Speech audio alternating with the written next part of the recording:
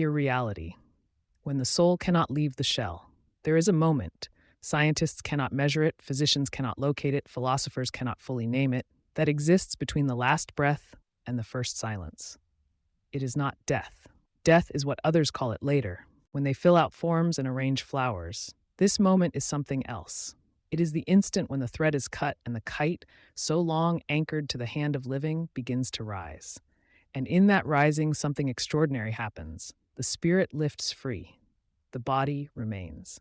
But the spirit does not always leave cleanly. Welcome to the Voice of Sovereignty. Dr. Constant has dedicated this book, the title of which is IRREALITY, to his best friend, who has served with distinction as a lieutenant in the Oregon National Guard. This is the podcast that believes your mind is your most sovereign territory, and that the greatest act of freedom is learning to think clearly about the things that matter most. Today, I want to talk about something that I suspect most of us have experienced, and very few of us have had language for. I want to talk about why some things linger, why certain losses feel unfinished. Why are we sometimes haunted, not by the supernatural, but by the question that lives under every death we have ever witnessed? Where did they go? And the harder question that follows it, why does something of them seem to stay? Dr. Gene Constant completed a new book. The title is IRREALITY, When the Soul Cannot Leave the Shell. And I want to take this episode to walk you through what Dr. Constant and his best friend found when they followed this question all the way to its source, through 5,000 years of philosophy, spirituality, and modern neuroscience. What they discovered challenged them, and I think it will challenge you. Let us start with the body. When a person dies, we are left with what many call the husk. It is a word most of us associate with corn, the dry outer shell after the grain has been removed. But think about what a husk actually is. It is not nothing. It is a precise record of what it contained. Every groove, every texture, every mark, a biography of the thing that lived inside it.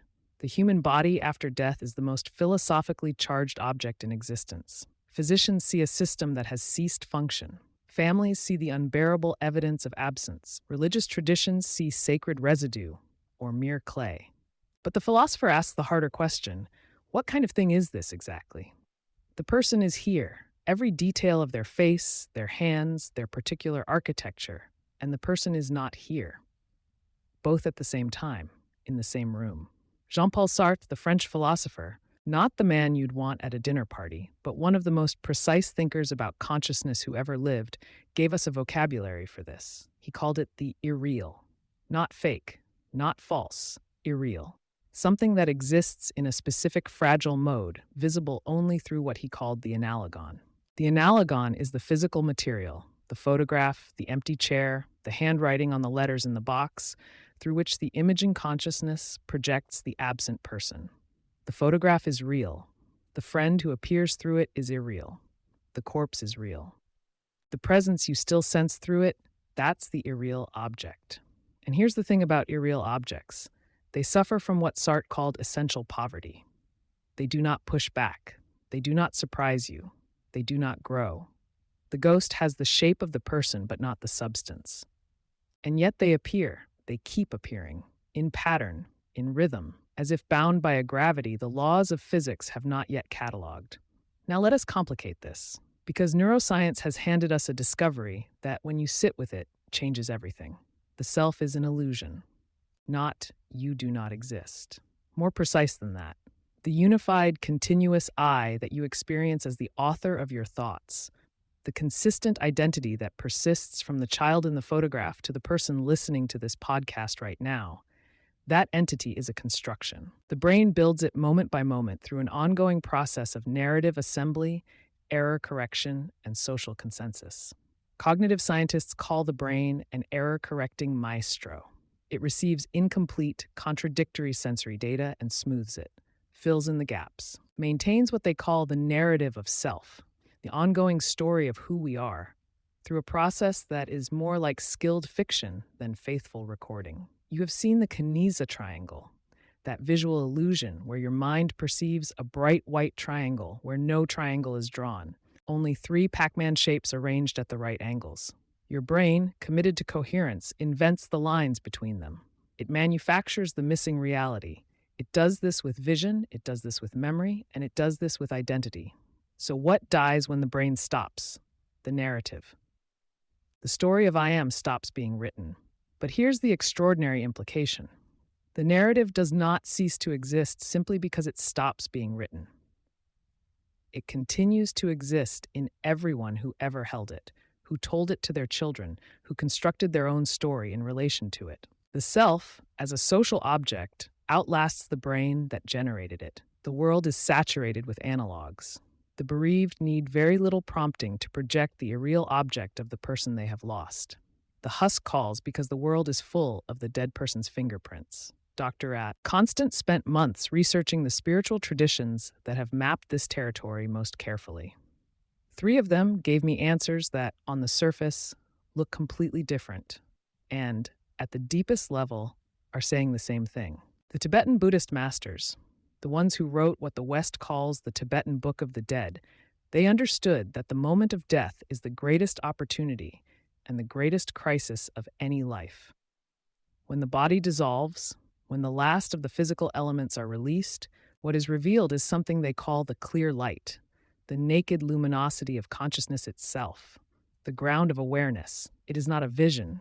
It is more real than anything the consciousness has ever encountered, more real than the body it just left, more real than the world it spent decades navigating. The clear light is what was always there, underneath the narrative, underneath the identity, underneath the husk. And most of us cannot stay in it, because it has no me in it. There is no story, no role, no name, no orientation. And the mind, trained by a lifetime of being someone, flinches, it retreats, it finds the familiar husk, and the haunting begins. Now, the Kabbalistic tradition. The Jewish mystics of medieval Spain and the city of Safed developed a concept called the Klipot, which means literally peels, shells. They taught that the divine light in the process of creation was shattered. Its sparks fell into the material world, embedded in these shells, the Klipot. And the entire purpose of human existence is what they called the tikkun, the repair, the gathering of those divine sparks from the husks that contain them. When the soul returns to the husk, in the Kabbalistic understanding, it is returning to the work. There are sparks still there, in the relationships left unhealed, the words never spoken, the love withheld from fear, the forgiveness declined. The soul returns because it left things behind, not because it failed, because the work was not yet finished. The haunting is the soul's deepest intelligence, telling it where the work is. And then there is Friedrich Nietzsche, who said something more terrifying than either of those. He said the spirit does not go anywhere, that the entire knot of causes that constitutes a life, this specific body, these specific choices, these exact joys and griefs, recurs, has always recurred, will always recur. Not an Eastern reincarnation with progression and karma and eventual liberation. The identical life, forever, the same spider, the same moonlight, the same choices at the same crossroads every time. He called it the greatest weight, and then he asked the question that matters: can you affirm it? Can you look at every moment of your life, including the losses that did not heal, the wasted years, and the moments of cowardice, and say not, I accept this, but I want this? Can you love your fate the way a sovereign loves their territory, not because it is perfect, but because it is yours? He called that amor fati, the love of fate, and he said it was the measure of a fully inhabited life. So here's what I find remarkable about all of this. Sartre says the irreal object appears through the physical analogon and persists through the imaging consciousness. The Tibetan masters say the soul returns because it cannot sustain the clear light. The Kabbalists say the soul returns to gather what it left unfinished. Nietzsche says the return is the structure of time itself. 3 different answers. Same discovery, something in the spirit is not yet free of the shell. But every one of these traditions also contains a path through, and every path through begins with the same word: recognition, not exorcism, not ritual, not willpower, recognition. The moment when the wandering consciousness sees, with absolute clarity, what it is looking at. The husk is not you. This is the first recognition. The body is not the self. The role you played, the name you answered to, the face others recognized. None of that is the thing that was most essentially you. They are the cast, not the light. The husk was yours. This is the second recognition, equally important. The body was not alien or accidental. It was the specific, irreplaceable vessel through which your consciousness encountered this world. Its scars are your biography. Its joys were genuinely joyful. To dismiss the husk as merely material is as much a distortion as identifying with it completely. The husk was a real gift. The husk is not yours anymore. This is the third and hardest recognition. The body after death belongs to the earth. The role after the person has changed belongs to the community that still holds the old image. To return to the husk, to haunt the old life, is to choose the familiar poverty of the irreal over the terrifying richness of what comes next. And what comes next? The sovereign departure. Not escape, because the husk was never a prison. It was a classroom, a laboratory, a theater, a garden. A place of extraordinary beauty and extraordinary limitation, in which the light that you are had the opportunity to encounter its own reflections in the faces and circumstances of an irreplaceable particular life. When the tikkun is complete, when the divine sparks have been gathered, when the narrative self has been seen clearly and set down, when the Bardo visions have been recognized as your own nature, what departs is not diminished. It is, for the first time, entirely itself. Let me leave you with this. The purpose of the life in the husk is the gathering and release of the light. That light is, depending on your tradition, the divine sparks of the Kabbalists, the Buddha nature of the Tibetan masters, or the soul that Carl Jung heard calling, I have returned. I am here again. It does not matter what you call it. What matters is recognizing it. Recognizing that it is what you most essentially are. Recognizing that the husk, for all its beauty and for all its limitation, is not it.